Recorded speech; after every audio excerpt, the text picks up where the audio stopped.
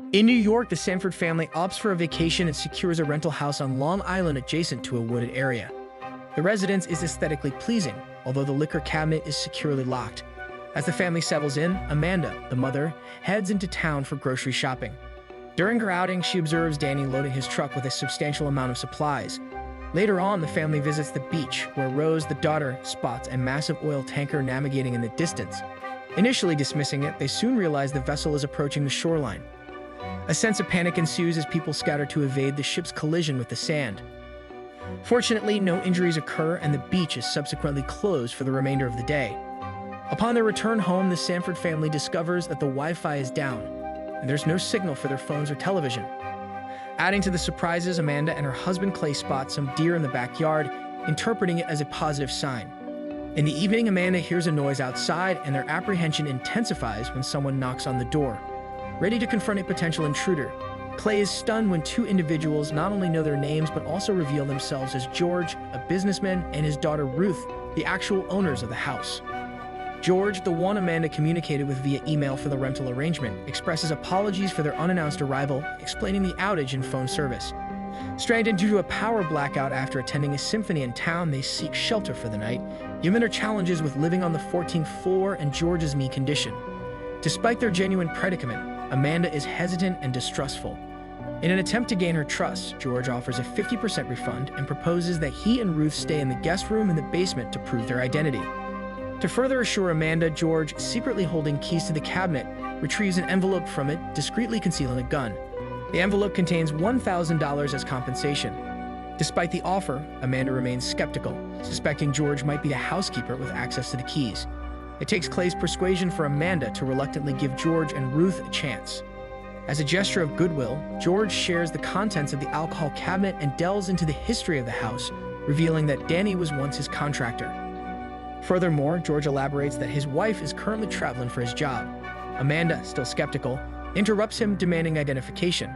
However, George left his wallet and alternate coat at the theater during the commotion, exacerbating Amanda's unease since George claimed he only learned about the blackout later. Suddenly, an alarm rings out as Ruth turns on the television, revealing a national emergency broadcast. Faced with the gravity of the situation, Amanda reluctantly agrees to let George and Ruth stay in the house. In the basement room, it becomes apparent that George possesses advanced knowledge, having been warned by a client.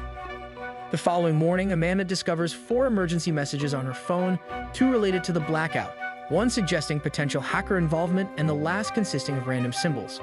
Concerned, she wakes Clay to show him the messages, but they vanish before he can view them. In search of more information, Clay decides to drive to town for a newspaper. However, with GPS malfunctioning, he soon gets lost.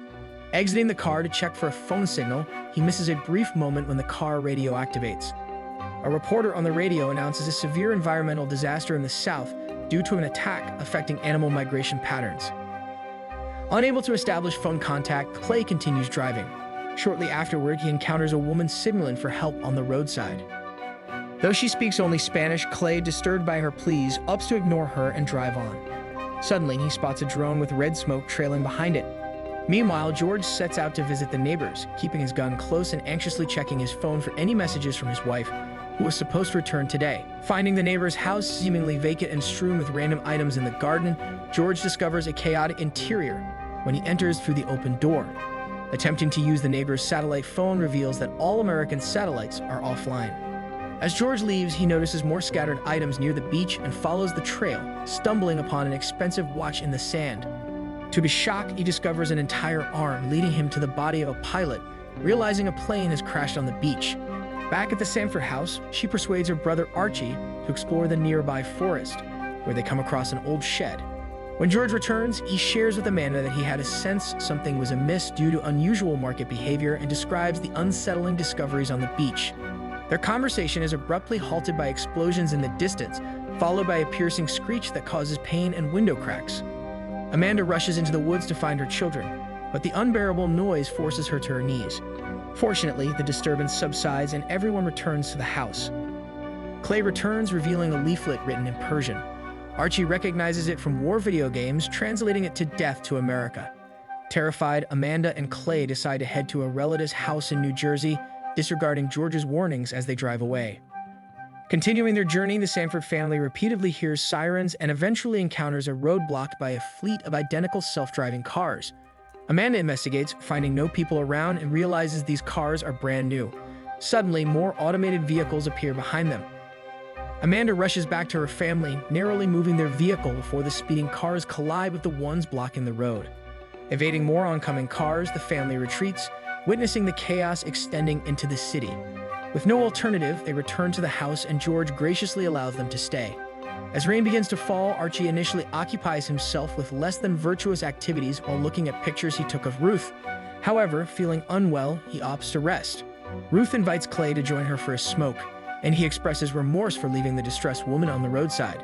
Inside, Amanda and George share a drink, and George reveals a confession. He came to the house based on information from a powerful client in the Pentagon who warned about an evil cable running the world. The client instructed George to move his money, hinting at an impending event. Tired of the heavy conversation, George takes Amanda to a room with his music collection and they dance, growing closer and sharing a hug. Realizing their intoxicated state, Amanda points out their marital commitments and George agrees to refrain from further actions, acknowledging the uncertainty about his wife's fate. The following morning, the Sanford family discovers Rose is missing and there's concern she might have been bitten. Suddenly, Archie wakes up with a fever and starts vomiting blood. Upon checking his mouth, he's horrified to find all his teeth falling out. Believing it's related to the bug bite, George volunteers to take Clay and a sick Archie to Danny's place to seek medicine, while Amanda and Ruth head into the woods to search for Rose. Despite extensive searching, they find no trace of Rose. At the shed, tensions escalate, leading to an argument between Ruth and Amanda, who harbor mutual dislike. Suddenly, a strange noise signals movement outside. Amanda discovers bike tracks and is about to follow them when another noise reveals Ruth surrounded by a herd of deer. Amanda rushes to Ruth's side, yelling at the deer, and their combined efforts successfully drive the animals away. In the aftermath, Amanda and Ruth share a comforting hug. Meanwhile, the men reach Danny's place.